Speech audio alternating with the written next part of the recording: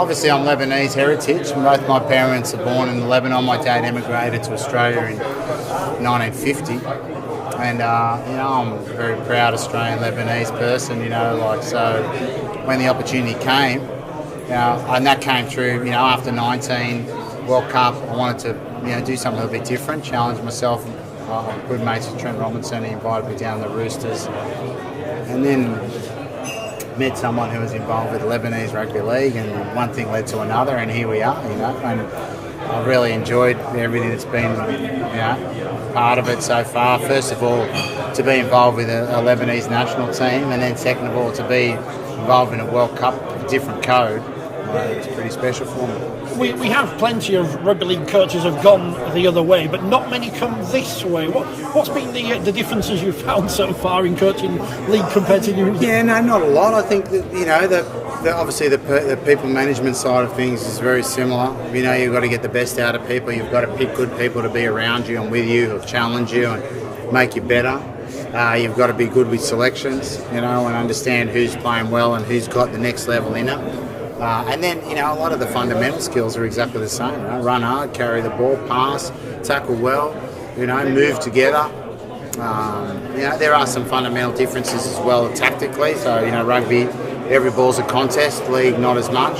So there's different strategies. And like in my own rugby team, I'll have expertise with Matt King and Robbie Farrer, and Jake Friend has been with us in Australia. Tony Ray's coming up to help us here a little bit while we're here. They'll apply those parts of the game that need that finesse of someone who's been involved in rugby league for years. But I've got a few parts of the game that I'm pretty clear about that I want the boys to do better at and improve at, so we can be competitive in all the games. You see, as you mentioned, there's so much crossover in coaches. The Farrells, obviously Eddie Jones has had a lot of rugby league people, and you've been on the Roosters. You see the two codes coming closer together in some ways. The contact area and use of decoy runners, things like that. Yeah, without a doubt. I think that they're definitely looking more the same. Obviously the huge difference is the 10 metre. It creates and then the ruck area, but you still want a quick ruck in rugby. You want a quick ruck in rugby league. It's the same thing. It's about how you get that quick ruck, and vice versa on the other side. Of course, rugby set pieces, it's not as relevant here in rugby league, so it allows you to focus on different things at training. Set pieces take up a lot of time in rugby training because that's the fundamental part of ball winning. But we'll try a few rugby tricks for sure. Some different things that you probably wouldn't have seen in rugby league before. I'm trying to convince Robbie and Kingy that's okay to run. Don't worry, I'll take responsibility if they fall flat. But we want to enjoy ourselves too by, we've got some experience from a different code, why not use it? I remember at the Tars you brought the golf club in the dressing room. We're going to see something. Gee the boys up? I think they'll be. Well, look, I think it won't be too hard to get the boys ready. It's going to be more about getting them up to the battle that they can, like let's say we're playing against the world number one this weekend. We've got some fellas who are amateurs. You'll be good enough, lads. You're ready for this challenge, and we'll give you the way to play it out. Just get up there and do your absolute best. Don't be in awe of it. When the time comes, be ready to play. On that ABC documentary, we learned about the story of your mum and dad. Your dad's there with photographs of golf and all gating. Your parents must be very proud.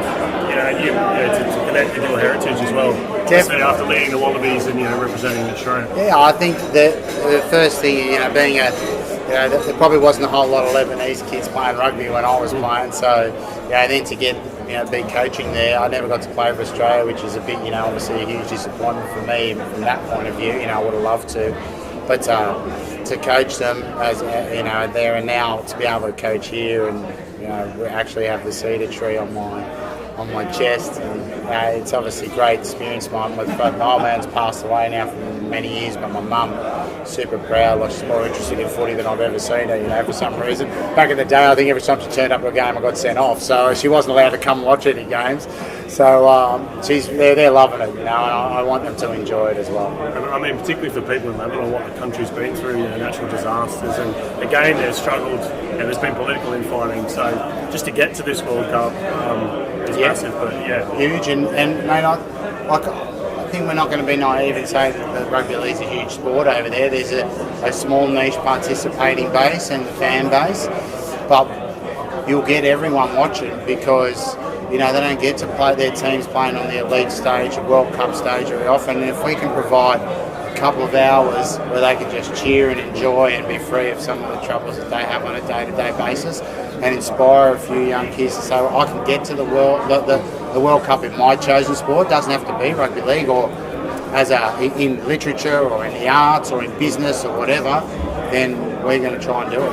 And also, I guess, representing the Lebanese Australians, because they're a community, as you say in the documentary, but in 2005 they copped a lot of shit, but in rugby league, your Benny Elias's, your Mitchell Moses, your Haslam, you know, they're such positive role models for the community and great people. Huge influence in many of the clubs, like we've had the blue carpet treatment at Bulldogs. This, you know, we've been, you know, they're a big Lebanese-based club, and since in the preparation they've given us all their facilities, St George, Tigers, Parramatta, big following of Lebanese community, and they're really, you know, working class people. They're very much in the rugby league world, and I think the big thing for those guys is that a lot of our players here have been able to build a connection with Lebanon as part of the diaspora that they would never have had if it wasn't for the game and for what they're doing now. So that could only be a good thing. Would I be right in thinking that when you make the quarterfinals, you might have a clash of conflict? Well, you won't be right because we're not talking about anything else except this week, right? But if we were... The calendars might collide, but we'll deal with that on another occasion. We'll see. And that would be a historic moment. I know we're not talking about it. Well, we're not talking about it. You talking about it? No, I haven't. I genuinely have not thought about it because everyone keeps telling me about it, and I keep going. No, not listening. So. But are the quarterfinals realistic? Because clearly, if you make it, then you're at France, and then there's a cultural link between Lebanon and France that is incredibly strong. There is, and obviously I've got a strong connection to France myself. You know, I've lived there for many. I'm living there now. You know, so